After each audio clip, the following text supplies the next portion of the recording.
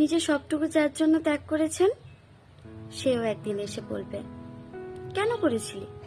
আমি কি করতে বলেছিলাম? তার সমস্ত সমস্যায় তার পাশে থাকার পরেও একদিন শুনতে হবে, তুই না থাকলেও চলতো, আমার সমস্যা আমি মিটিয়ে নিতে পারতাম।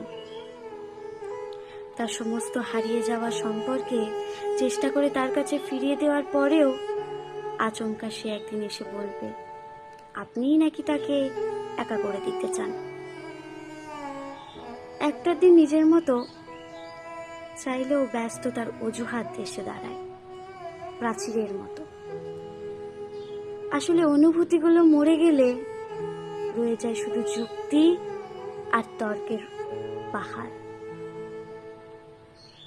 তখন কথার পিঠে কথা বসে, কে ঠিক কে ভুল তার লড়াই চলে, কারণ সে বিশেষ অনুভূতিগুলো তখন মৃত। তাই যার জন্য নিজের সবটুকু ত্যাগ করছেন একদিন সে এসে বলবে স্বার্থপর, সেটা বুঝে নিয়ে তর্ক করুন।